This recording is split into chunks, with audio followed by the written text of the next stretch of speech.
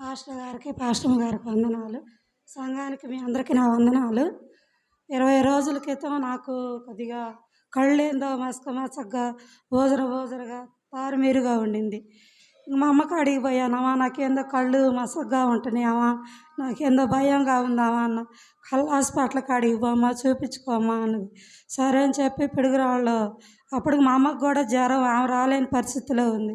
మా మేనగోడలను తీసుకొని సుస్మిత హాస్పిటల్కి పోయి ఓపీ రాయించుకున్నాను. మరి డాక్టర్ గారు వచ్చినాక పిలిచి ఆయన కళ్ళు చూసి కంట్లో చుక్కల మందు వేసి కాసేపు ఒక అరగంట కూర్చోమ్మా అని చెప్పి అన్నారు. కూర్చున్నా.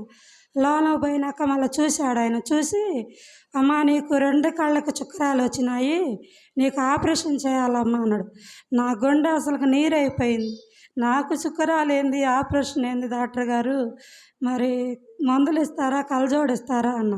కాదమ్మా, నువ్వు ఎప్పుడు చేయించుకుంటే అప్పుడు చేస్తాము అని చెప్పి ఒక చుక్కల మందన ఒక అట్ట బిళ్ళలు రాసిచ్చాడు. అవి తీసుకొని ఇంటికి వెళ్ళి బోర్మని ఏడ్చి మా అన్నయ్యకి మా అబ్బాయికి ఫోన్ చేశాను. అన్న మరి ఇట్లా అన్నారు ఆయన, నన్ను వాళ్ళ మాట అట్ట నమ్మవాకమ్మా, దూడిపళ్ళ పోయి చూపించుకో, మరి అక్కడ వాళ్ళు ఏం చెప్తారో చూద్దాము, వాళ్ళు కూడా అదే అంటే తర్వాత చేపిద్దామన్నారు. సరే శనివారం నాడు దూడిపళ్ళ పోయాను. అక్కడ 9ంటికి పోయి ఆధార్ కార్డు మీద ఓపీ రాశారు. 12ంటికి పిలిచారు, చూశారు నర్సులు కళ్ళు. డాక్టర్ అమ్మ గారి కాడికి పిలిచాలకి 3:30 అయింది టైం. అప్పుడు దాకా కూర్చొని ఉన్న ప్రార్థన చేసుకొనే పోయినాక ఇంకా మా డాక్టర్ అమ్మ గారు పిలిచింది, చూసింది. ఇప్పుడే శుక్రాలు స్టార్ట్ అయినాయి, 6 నెలలు 7 నెలల తర్వాత రా అని చెప్పి ఆమెన్నది. ఇదేంది ప్రభు, అక్కడెట్ట చెప్పారు ఇక్కడెట్ట చెప్పారు అని చెప్పి ఇక నాలో నేను ఏడ్చుకొని అక్కడ ప్రార్థన చేసుకొని మళ్ళీ ఇంటికి వచ్చాను. మా పిన్నామ నర్సాపేటలో రామలింగారెడ్డి కాడ చక్రం తీపించుకుంటే మరి ఇట్లా అన్నారు. పిన్న ఏంటంటే, అమ్మాయి ఆయన పెద్ద డాక్టర్ గారు కళ్ళకు బాగా చూస్తాడు, నేను అక్కడ ఆపరేషన్ చేయించుకున్నాను, మంగమ్మని తలకాయ నొప్పి తీసుకొని వెళ్తున్నాను, మరి నా ఎమ్మట అమ్మ చూపించుకుంది అని అన్నది. ఆదివారం 2వ ప్రార్థనకు వచ్చాను. అంతకుముందు పిడుగురాళ్ళ పోయి వచ్చిన 2వ రోజు పాస్టర్ గారి కాడికి వచ్చాను. నాకు ఇట్లా చెప్పారు పాస్టర్ గారు, ఇట్లా అన్నారంటే, నీకు ఇప్పుడే ఏం చుక్కరాలు రావులేమ్మా అని చెప్పి వీళ్ళు కూడా అన్నారు. బాధపడవాకు, ప్రార్థన చేస్తావు, నువ్వు ప్రార్థన చేసుకో, ఒక చాట కాదు 2 చాట్లు చూపించుకొని చెప్పి పాస్టర్ గారు అన్నారు. ఇంకా ఆదివారం ప్రార్థనకు వచ్చాను. సోమవారం పొద్దున్నే ప్రార్థన చేసుకొని, ప్రభువా నీ చిత్తం నేను ఎదగాలనయ్యా, నాకైతే ఏం తెలియదు, మరి నాకు చుక్కరాలు ఉన్నాయో లేవో నాకైతే తెలీదు ప్రభువా, మరి డాక్టర్లో పరమ డాక్టర్ నీవే, వైద్యుడు నీవే, నా పక్షాన ఎన్నో మేలులు చేసి ఉన్నావు తండ్రి, మరి ఉంటే ఉండయని చెప్పేలా చేయి, లేకపోతే లేవు అని, మరి మందులు కలజోడిచ్చి అలా చేయి తండ్రి అని చెప్పి కన్నీరు కాచి ప్రార్థన చేసుకొని నేను ఇంకా హాస్పిటల్కి బయలుదేరిపోయాను. ఉదయం 7 గంటలకే ఇక్కడి నుంచి బయలుదేరిపోయాను.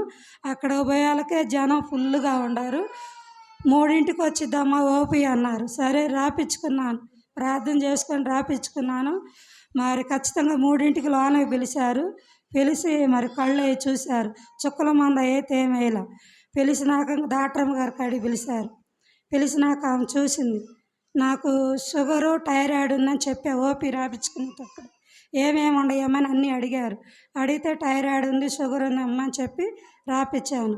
ఇంకా మా కళ్ళు చూడంగానే మేడం గారు, అమ్మ నీకు చుక్కరాలు అయితే లేవు, షుగర్ వల్ల వచ్చిన మస్క, నువ్వు భయపడాల్సిన పని లేదమ్మా, నువ్వు బాధపడద్దు, కళ్ళజోడు మందులు ఇస్తాము వాడుకో, తగ్గిపోద్దమ్మా అని చెప్పి అన్నది. ఇంకప్పుడు నాకు ప్రాణం లేచి వచ్చింది. నేను ఇంక పోయేటప్పుడే ప్రార్థన చేసుకున్న, ప్రభువా నాకు ఏది లేకుండా ఉంటే నీ సన్నిధిలో సాక్ష్యం చెప్పుకుంటాను అని ప్రార్థన చేసుకొని పోయాను. దేవుడు నాకు గొప్ప మేలు చేశాడు. ఇంకా అక్కడ కళ్ళజోడు మందులు ఇచ్చారు, అవి తెచ్చుకున్నాను. 2 రోజులు పెట్టుకుంటే నాకు ఏందో ఇబ్బందిగా బిడంగా ఉంది. అయినా కానీ రాగానే ప్రార్థన చేసుకొని ఆ కళ్ళజోడు పెట్టుకొని ఆ ట్యాబ్లెట్లు వేసుకుంటాను. 2 రోజులు 3 రోజులు పెట్టుకున్నాను. ఇంకా నేను వ్యాపారానికి పోతున్నాను కదా, పోయేటప్పుడు పెట్టుకోకుండా పోతున్నాను. దేవుడు మళ్ళీ నా చూపు కాంతిగానే నాకు కనపడుతుంది. మరి దేవుడు నాకు ఈ మేలు చేసినమ్మా. మీ అందరి కొరకు నేను ప్రార్థన చేస్తాను. మా కుటుంబం గురించి మీరు ప్రార్థన చేయండి. ఈ కొద్ది సాక్ష్యం దేవుడు దీవించిన గాక.